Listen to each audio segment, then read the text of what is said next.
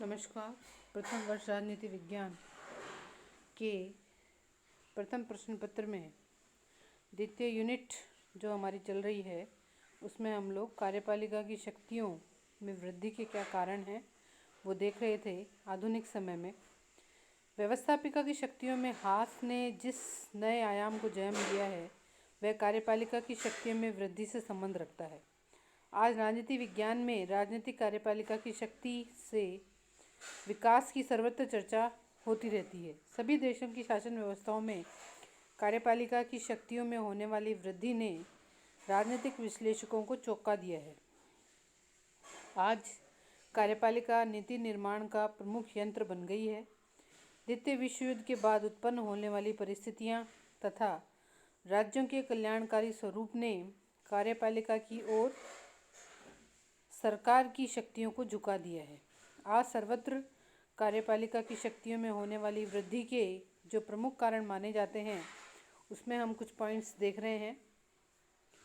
सबसे पहला पॉइंट है अंतर्राष्ट्रीय संबंधों के कुशल संचालन में कार्यपालिका व्यवस्थापिका की अपेक्षा अधिक सफल रही है।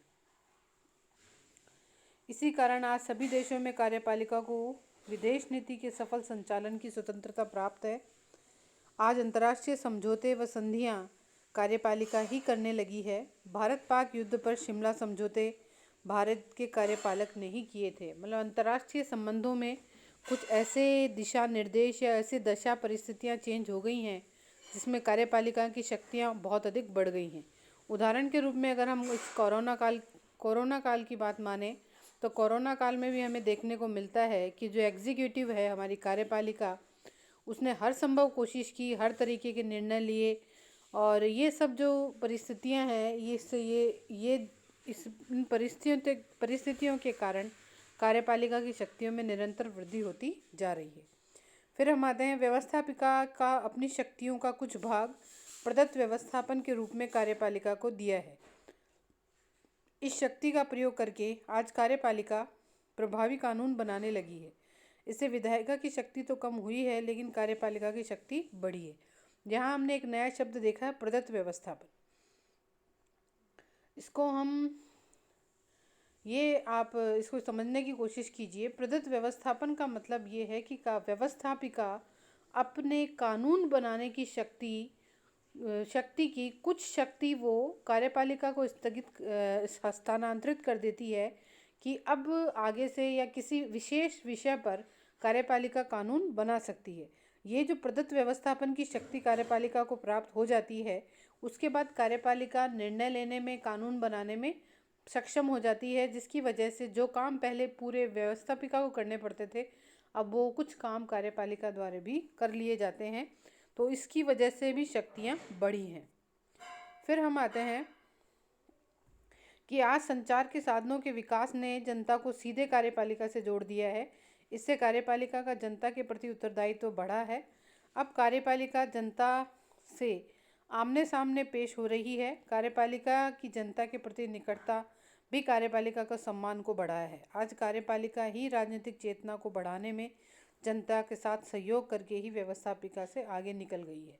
अगर हम अब कुछ समय पहले की बात जानें तो हमने देखा कि कोरोना काल के दौरान जब लॉकडाउन चल रहा था उस समय हमारे देश के प्रधानमंत्री जब परिस्थितियां उत्पन्न हुई तो उन्होंने मन की बात के माध्यम से पूरे देश को संबोधित किया।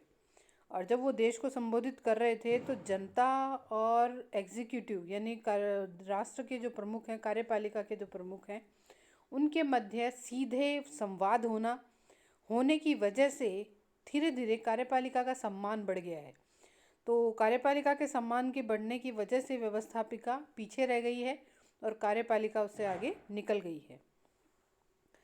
आज संसद तो निरर्थक वाद विवाद का केंद्र माने जाने लगी है। संसद की बैठकों के दौरान जो व्यवहार जनता के सामने आता है वह सर्वविदित है। आज हमारे विधायक या संसद असभ्य व्यवहार के पर्यायवाची बन चुके हैं। आज जनता एक व्यक्ति विशेष में ही अपनी रुचि देखने लगी है। जनता देश में एकता देखना चाहती है। ऐसा स्वप्न कार्यपालिका का अध्यक्ष ही पूरा कर सकता है। आज जनता को प्रधानमंत्री और राष्ट्रपति के बारे में लोकप्रिय छवि उभरी है। भारत में वर्तमान कार्यपालिका में जनता की विश्वास बढ़ने का कारण प्रधानमंत्री अटल बिहारी वाजपेयी तथा राष्ट्रपति अब्दुल कलाम का योग्य नेतृत्व ही है। व्यवस्थापिकाओं ने ऐसे नेतृत्व की कमी होती जा रही है। मतलब हम, आप और हम सभी इस बात से विदित हैं कि संसद में किस प्रकार से जूते चप्पल भी चलते हैं। यानी कोई विरोध करने के लिए विरोध किया जाता है, कागज़ फाड़ दिए जाते हैं, स्पीकर के सामने कुछ भी फेंक दिया जाता है, उसे चोट पहुंचाने की कोशिश की जाती है, विवाद इतना अधिक होता है कि पूरे समय हंगामा ही चलता रहता है।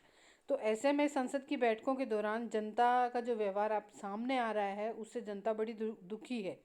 यानी लोगों को ये लगता है कि जिन्हें हमने कानून बनाने के लिए बिठाया है, वो आपस में लड़ लड़ के ही पूरा समय पूरा कर रहे हैं।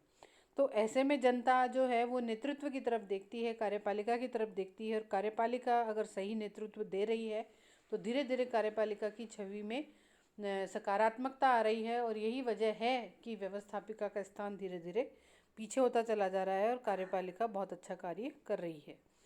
फिर हम आते हैं, कार्यपालिका के अधिवेशनों की तुलना में कार्यपालिका के अधिवेशन अधिक होते हैं। वह निरंतर अधिवेशनों में रहने वाली संस्था बनकर उभरी है। वह समाज की पहरेदार, राष्ट्र की रक्षक और प्रशासन की अधिदात्री है। वह समाज हित में सरकार के दूसरे अंगों के अधिकार क्षेत्र में प्रवेश करने लगी है। उसकी सक्रियता ने उसकी निष्ठा बढ़ी है। व्यवस्थापिका के जो अधिवेशन होते हैं उसकी तुलना में कार्यपालिका के जो अधिवेशन हैं वे अधिक होते हैं और अधिवेशनों में रहने वाली संस्था बनकर उभरी है। साथ ही हमने ये देखा है कि जिस प्रकार से कार्यपालिका समाज की पहरेदार, राष्ट्र की रक्षक, प्रशासन की अधिदात्री है, उसी से ये पता चलता है कि दूसरे अंगों की तुलना में कार्यपालिका का जो अधिकार क्षेत्र है वो बढ़ता चला जा रहा है। फिर है, आज सरकार की जटिल समस्याओं से निपटने में कार्यपालिका ही अपना उत्तरदायित्व निभाने में सक्षम है। आज शासन की नीतियों का संपूर्ण राजनीतिक जीवन से संबंध होने के कारण कार्यपालिका का जागरूक होना आवश्यक हो गया है। अपने उत्तरदायित्वों को निभाने तथा पेचीदा राजनीतिक परिस्थितियों से निपटने में सफल रहने के कारण कार्यपालिका के सम्मान में वृद्धि हुई है। इस प्रकार से आज हमने ये देखा कि कार्यपालिका के जो कार्य हैं वो, या कार्यपालिका की जो प्रतिष्ठा है वो दिन प्रतिदिन बढ़ती चली जा रही है और वो व्यवस्थापिका के कार्यों को भी आजकल कार्यपालिका ही करने लगी है। धन्यवाद।